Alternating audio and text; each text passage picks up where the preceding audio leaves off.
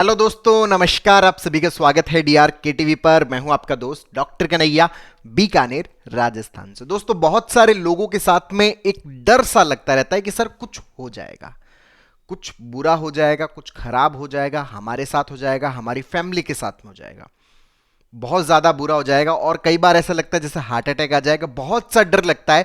तो इस डर से हम कैसे बाहर निकले, इसी के ऊपर एक बहुत ही सुपर्ब कॉन्सेप्ट आप लोगों के साथ में शेयर कर रहा हूं। इसको बहुत अच्छे से समझना, बहुत अच्छे से अंडरस्टैंड करना। दोस्तों, एक रियल केस मैं आप लोगों के साथ में शेयर कर रहा हूं, जो कि 38 ईयर ओल्ड मेल का एग्जाम्पल है, जिनको हर वक्त ये डर लगता रहता है कि सर कुछ ना कुछ तो खराब हो जाएगा, कुछ ना कुछ तो बुरा हो जाएगा, हार्ट अटैक आ जाएगा या मर जाऊंगा या कुछ ना कुछ मेरे परिवार वालों के साथ में हो जाएगा।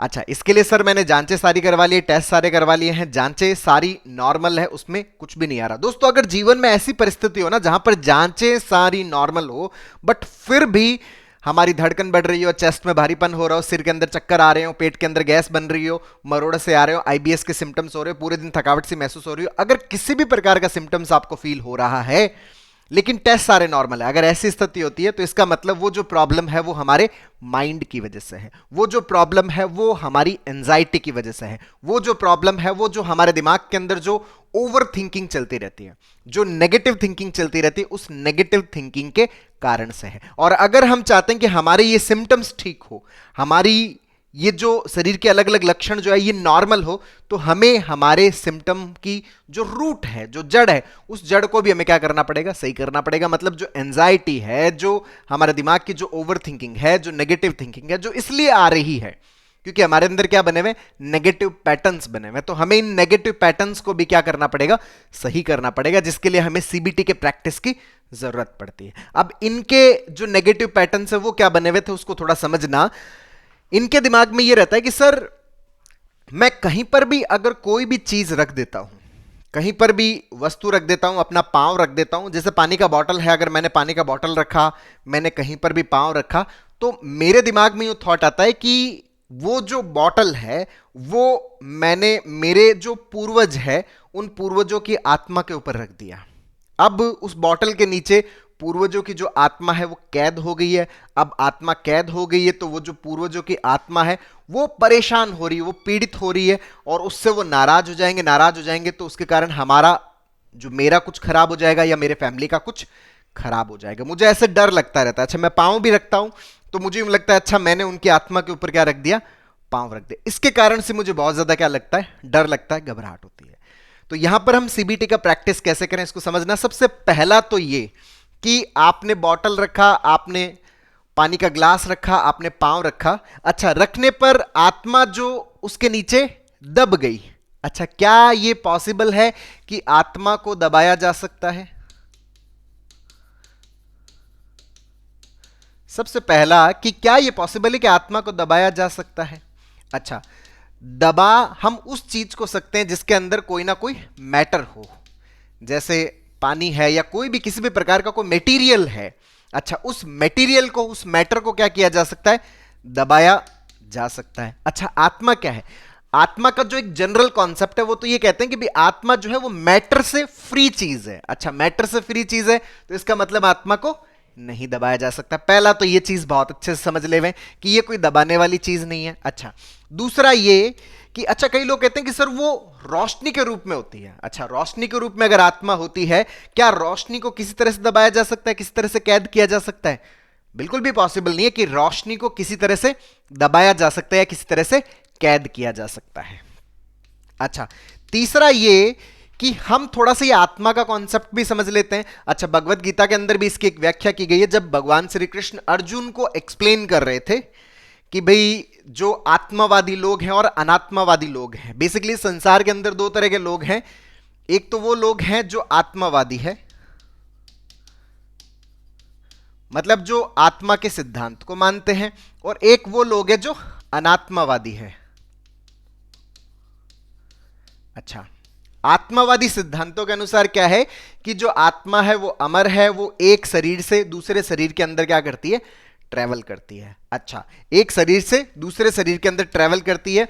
एक शरीर जो है जब वो मरता है तो आत्मा तुरंत किस में चली जाती है, दूसरे शरीर में चली जाती है। मतलब बीच के अंदर कोई उसका एक ठहराव वाला कोई फेज नहीं आता कि उसके अंदर कोई आत्मा ठहर गई है। तो इसका मतलब क्या हुआ कि अब तक जितने भी लोगों की डेथ हुई, अच्छा उन लोगों की जो आत्मा है वो तुरंत क्या हुआ, किसी नए शरीर के अंदर क्या कर गई, प्रवेश कर गई। बीच के अंदर किसी भी प्रकार का कोई ठहराव नहीं आया। अच्छा ठहराव नहीं आया तो कोई आत्मा है ही नहीं बीच में। अब बीच में है ही नहीं तो किस चीज को दबाया गया। तो आप अगर कहीं पर भी पांव रख रहे हो तो वहां पर किसी भी प्रकार की कोई आत्मा है नहीं जिसको दबाया जा रहा है। या आप कहीं पर भी बॉटल रखे हो तो वहां पर किसी भी प्रकार की कोई आत्मा है नहीं जिसको क्या किया जा रहा है, दबाया जा रहा है। अच्छा एक तो ये वाला पार्ट। दूसरा ये पार्ट कि ये थ्योरी जो है, ये सिद्धांत ये कहता है कि आत्मा जो है उसका किसी भी प्रकार का कोई स्वतंत्र अस्तित्व नहीं है।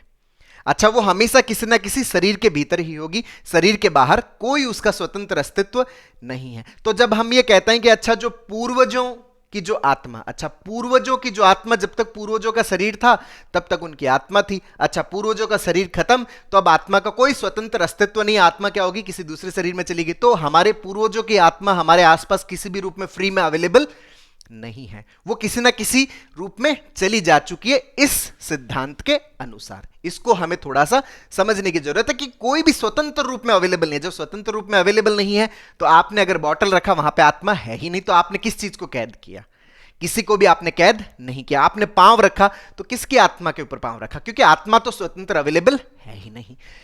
ये तो है आत्मावादी प्रिंसिपल। अच्छा अनात्मावादी प्रिंसिपल क्या कहता है, अनात्मावादी प्रिंसिपल कहता है कि कोई आत्मा जैसी कोई चीज नहीं होती।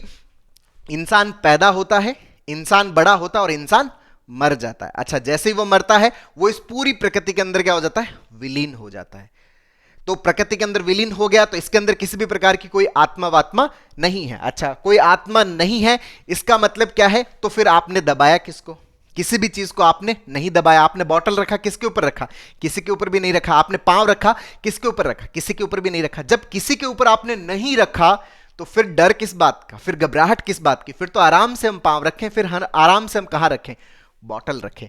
तो यह है आत्मावादी और अनात्मावादी प्रिंसिपल। अच्छा एक और एक्सप्लेनेशन जो हमें यहां पर देना होता है, सीबीटी का जो डिस्प्यूट देना होता है वो क्या है कि दोस्तों हम अगर पांव रख रहे हैं इस तरह से तो दुनिया की जितनी भी चीजें हैं वो सारी की सारी चीजें कहां रहती है, धरती के ऊपर ही रहती है, क्योंकि ग्रेविटेशन फोर्स है वो सबको क्या करता है, अपनी तरफ खींचता है। तो हमारा पांव जो है वो भी धरती पर रहेगा। जितनी भी अस्तित्व की जितनी भी चीजें वो सारी की सारी क्या है, धरती के ऊपर रहेगी। क्यों, क्योंकि ग्रेविटेशन उनको खींच रहा है। अच्छा ग्रेविटेशन खींच रहा है और मान लीजिए कि कोई आत्मा है तो उन सब चीजों के नीचे क्या दबी हुई पड़ी है, आत्मा दबी हुई है।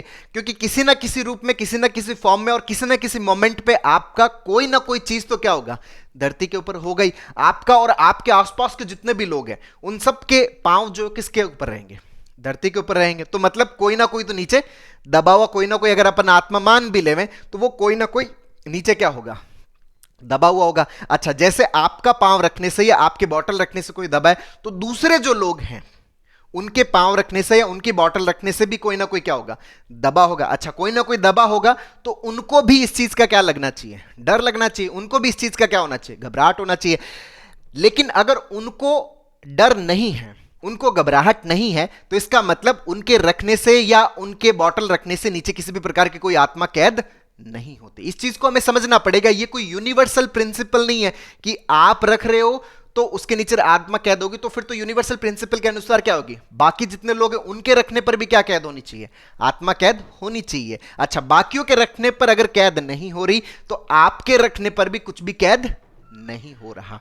यूनिवर्सल प्रिंसिपल का मतलब क्या है, ऐसा नियम जो सब लोगों के लिए समान हो। जैसे आग का नियम है, आग के नियम के अनुसार क्या, आप अगर आग में उंगली डालोगे ना तो आपकी उंगली जलेगी। आपका पड़ोसी भी अगर आग के अंदर उंगली डालेगा तो उसकी उंगली भी जलेगी। अच्छा आपका कोई दूर का रिश्तेदार भी अगर आग के अंदर उंगली डालेगा तो उसकी उंगली भी जलेगी। आग का जो नियम है, आग का जो सिद्धांत है वो पूरी प्रकृति के लिए क्या है, समान है। सारी मानव जाति के लिए समान है, सारे प्राणियों के लिए समान है, जानवरों के लिए भी समान है। यह क्या है, एक यूनिवर्सल नियम है, एक यूनिवर्सल प्रिंसिपल है। तो यूनिवर्सल प्रिंसिपल का मतलब क्या है, जो आपके ऊपर लागू हो रहा है तो वो दूसरों के ऊपर भी तो लागू होना चाहिए। तो दूसरे लोगों को भी फिर डर लगना चाहिए, दूसरे लोगों को भी घबराहट होनी चाहिए।